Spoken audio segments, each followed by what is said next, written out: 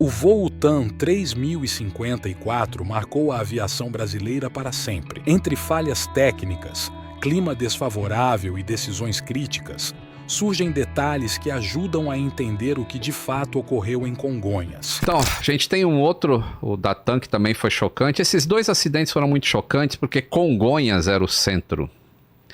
E isso levantou diversas questões, assim, de você ter um aeroporto enfiado no meio de uma cidade, sendo que o negócio a cidade foi que chegou onde o aeroporto estava. Mas a gente tem isso em outras cidades, assim, um aeroporto que a cidade cresceu em volta? LaGuardia. É. LaGuardia é cercado de prédios em Nova York. Então tem... Mas se usa muito ele? Usa? Opa. E a quantidade de acidente o último que a gente tem notícia foi o do Hudson, do Sully, que ele decolou de LaGuardia. Mas, assim, a aviação atingiu um nível de maturidade que, para acontecer um acidente, cara, é muito difícil. E aí não interessa onde o aeroporto estaria. Talvez eles gostariam de ter uma contenção de danos, talvez. Mas... Os que atingiram as torres gêmeas saíram de LaGuardia ou não? Não, esses eram voos cross-country, assim, né? Eles saíram... Um saiu de Boston e ia para Los Angeles, o outro saiu de Washington e ia para Los Angeles ou São Francisco. Sei. Então era muito combustível, porque os terroristas já escolheram... Um tanque maior. Um tanque maior com bastante combustível. Porque estava no começo, né? E no começo do voo, e eles desviaram para atingir as torres. Se fosse de LaGuardia... LaGuardia seria um avião pequeno. Aí não daria também, eu acho que para contornar e ir para as torres gêmeas, já estaria muito perto. Estava muito perto, Aí os outros eles aceleraram. E tinha que ser avião grande, porque um avião pequeno desses que tem em LaGuardia, pequeno entre aspas, né? Seria um Airbus 320, um 737, não conseguiriam provavelmente derrubar a torre. O estrago daquele jeito. Que aviões que foram aqueles lá? Foi Boeing 757 nas torres. Que são grandes. Né? São grandes. E, na verdade, era um Boeing 757 e um Boeing 767-200. Era um 757 da American, que foi o primeiro, e o 767-200 da United foi o segundo, que é aquele que a TV pegou ao vivo. Sei. Então, aquele era o da United, que é um avião grande. Boeing 767, né? 2 corredores. Aí teve mais um 67, que é o da Pensilvânia, que foi pro chão. E o do Pentágono? O United 93, né? E teve o do Pentágono, que era um Boeing 757. Tá. Bom, né, tava falando de Congonhas, que é o centro, e aí aconteceu o TAM 3054, que esse foi em 2007. Foi o último acidente que a gente teve no Brasil de aviação comercial. Que é esse no pouso que eu tava... Isso, que é esse aí que você estava confundindo. Esse foi impressionante, hein? Esse também foi chocante. Ainda mais porque a gente não pode nunca olhar o acidente só assim como se fosse um ponto só no espaço e vou olhar só isso aqui. Naquela época tinha muita coisa errada no Brasil, cara. De tráfego aéreo, de empresa falindo, a Varig estava falindo. Tinha um movimento muito grande de funcionários entre empresa que faliu, indo para outra empresa, falta de treinamento. O pessoal indo para a China também, de piloto. Tinha muitos, e aí passageiro chegava no aeroporto e era gente, porque as pessoas começaram a voar, porque foi quando as passagens baratearam, lembra? Aí chegava aquela horda de gente para voar e não tinha avião, não tinha, aí o pessoal dormia no aeroporto, quebrava balcão, dormiam no aeroporto, tem aquelas imagens, um monte de passageiro dormindo no aeroporto. Então era um caos aéreo. Um caos que gerava até uma pressão excessiva em cima dos tripulantes para que tivesse um avião onde tinha que ter um avião. Então esse é um dos fatores que contribuíram para esse acidente. Quer que eu explique mais ou menos o que aconteceu assim bem resumidamente? Então, esse avião tinha um problema... Essa imagem, o que é, Lene? É pós o esse acidente? É pós-acidente. Pós o acidente. E um avião da TAM, coincidentemente, aí nessa foto, pousando, né? Isso. Mas supostamente o modelo, talvez... Então, é o mesmo modelo. Mas o pouso seria, então, inverso a esse, não vindo daqui para cá. Isso, era Jabaquara sentido Moema. Porque veio para lá, escorregou daquele... Isso, ele nem passou naquele xadrez ali. Não passou, foi antes, já escorregou. Ele já veio fazendo curva para a esquerda antes, por causa de um reversor também, ó, que curioso. E aí ele cai aí é onde foi feita aquela pracinha. Exato, que tem um memorial e uma pracinha lá. Que era o que aí? Que é Era muito- um predinho? Era... Aí tinha um prédio de cargas da própria TAM, que inclusive funcionários da TAM morreram também. Né? Caramba. Então como que foi? Olha lá aquele prédio da TAM, tá vendo? A TAM Express. Ah. Tá vendo a cauda do avião ali, ó? Isso foi o quê? Umas 7, 8 horas da noite, talvez? Acho que foi mais ou menos Comecinho isso, da 6h50, alguma coisa assim. Cara, que desesperador. É. E como que foi então? O avião ia Então, pousar? Esse avião tinha um problema em um dos reversores. O reversor do lado direito, ele estava inoperante. O manual do avião permite... O piloto sabia disso. O piloto sabia disso, é documentado. Tá. E o manual do avião, ele permite que um ou os dois reversores estejam inoperantes. Porque o reversor, ele serve para auxiliar na frenagem do avião. Não é ele que efetivamente para um avião. Se você perder o freio do avião, aí você não consegue parar só com o reversor Entendi. até a pista acabar. Entendi. Agora, se você tiver sem os dois reversores, você vai frear dentro da pista ainda, porque o cálculo é feito Pra falha desse... para falha desses dois. Fala assim, eu tenho os dois funcionando, mas se falhar os dois, eu ainda paro na pista. Entendi.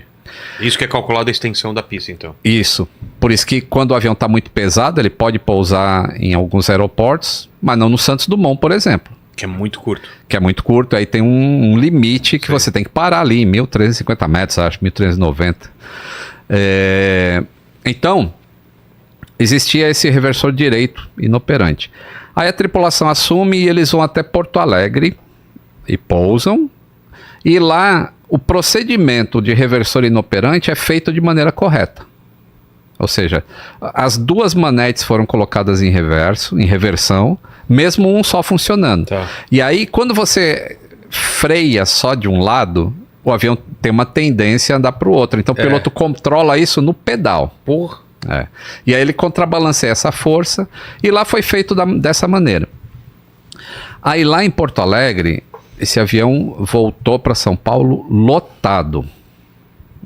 186 passageiros, parece. Acho que é isso, não só confirma, acho que é isso, 186, sendo que ele tinha 185 assentos disponíveis. É alguma coisa assim. E aí, mas tinha uma criança de colo, inclusive. E é isso que aumentou o número. E fora isso, naquela época, o ICMS do combustível em Porto Alegre era mais baixo do que em São Paulo. Tá. Então, era comum que as empresas aéreas abastecessem mais combustível do que o necessário para fazer o voo, para economizar. Claro. Então, ele pousaria com mais combustível em São Paulo e não precisaria colocar muito mais, economizaria. Então, isso se chama na aviação tankering, que você anda com o tanque ali sem precisar estar carregando combustível. E aí ele abasteceu bastante lá e decolou com bastante gente. Então era um avião que estava bastante pesado. Se fosse hoje... Quantas pessoas você disse? Eu falei Desculpa. 186. Aqui pela pesquisa deu 157. 156, então era 156 e tinha 157. 157. Tá. 156 pessoas, ele tinha Por 157. causa do bebê.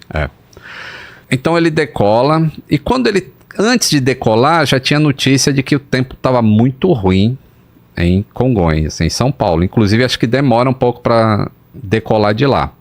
Quando eles decolam, tinha aberto Congonhas. Mas quando eles estão subindo, Congonhas fechou de novo. Aí, durante a rota, nessa 1h30 de voo, aí as condições em Congonhas melhoraram, mas ainda estava chovendo e a pista molhadíssima. E aí a pista de Congonhas tinha aquele problema do tal do groove, que a água não escorria, dispersava, não escorria direito, né?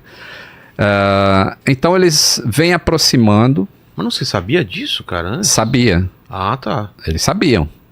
Inclusive, acho que uns 2 dias antes, um avião derrapou lá em Congonhas e tinha vários reportes de piloto, mas a gente tá no caos aéreo, é isso que eu tô falando. Tá.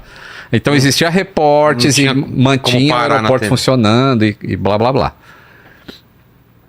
E aí os pilotos falam, né? Eles brifam e falam, eu tô com o reversor direito inoperante. Aí, no relatório final desse acidente, o CENIPA, ele faz que não é muito usual fazer isso, é fazer uma inferência do que será que o piloto estava pensando. Mas eles colocam assim, não Como é que eles escrevem? Assim, esse fator não é Relevante. Confirmado. Não é confirmado, alguma coisa assim. Quando é confirmado, eles falam lá na hora. Isso aqui contribuiu, isso aqui contribuiu. Isso aqui não sabemos. Mas, analisando todos os dados, poderia se inferir que era isso. Entendi. Então, na descida, o piloto sabe que Congonhas é uma pista pequena. Ele sabe que ele está pesado. Ele sabe que a pista está molhada. Então pode ser que o piloto tenha tentado fazer um procedimento diferente do que o que ele tinha feito lá em Porto Alegre. E esse diferente seria fazer o procedimento antigo de reversor inoperante. Que seria, ao invés de trazer as duas manetes para trás e aplicar o reversor, ele traria só a manete do reversor que está funcionando e a outra ficaria em marcha lenta. E aí ele aplicaria o reversor só do lado que estava funcionando, que era o lado esquerdo. E ele vem, ele toca no solo e só a manete esquerda é trazida para a posição e é aplicado o reversor. Só que a direita não veio para a posição que ela tinha que vir. Aí o CENIPA fala assim, olha, a gente não tem como afirmar que essa manete não veio para cá. Mas porque ficou muito destruído. Ah, tá. Então ele não poderia... Isso é muito interessante na investigação. Quando você não tem 100% de certeza, você só faz a probabilidade matemática. E a probabilidade matemática daquele negócio não ter falhado bem ali na hora do pouso, naquelas condições, é um número tão gigante que você acaba falando, não, a manete não foi trazida para a posição. E isso pode ter sido um engano na hora de pousar, sob tensão, com tempo ruim. Numa pista ao contrário, porque normalmente em Congonhas se pousa no sentido de Moema, né? Você passa em cima dos prédios, em cima do Shopping Ibirapuera e pousa. E nesse dia estava tão ruim o tempo que o pouso estava sendo ao contrário. Você pousava no sentido do Jabaquara para Moema. Entendi. E aí ele traz somente a manete esquerda. Sem trazer a manete direita para marcha lenta... O que acontece? O computador do avião interpretou que com o avião no solo e aquela manete naquela condição, ele começou a acelerar para permitir uma arremetida. Só que o outro motor já estava sendo levado para a reversão. Então a gente tem o caso de um motor acelerando para frente e o outro freando o avião para trás. E por isso que ele começa a fazer a curva para a esquerda. Não é os pilotos que querem fazer aquilo. É que o avião vai se arrastando para o lado esquerdo, porque um motor está potência de decolagem para tirar o avião do chão e o outro está freando. E isso acontece tão rápido. Foi 13 segundos entre o toque no solo e o impacto lá no prédio, que também tem uma imagem de IA aí, né? Inteligência artificial. Quanto tempo? 13 segundos. Só 13 segundos. Tocou o solo, 3 segundos, explodiu. E ele explode por quê também? Porque é muito combustível? Ali tinha muito combustível, o impacto é muito forte. O impacto sempre vai explodir? Se ele Não, ele precisa ter uma fonte de calor, que no caso são os motores.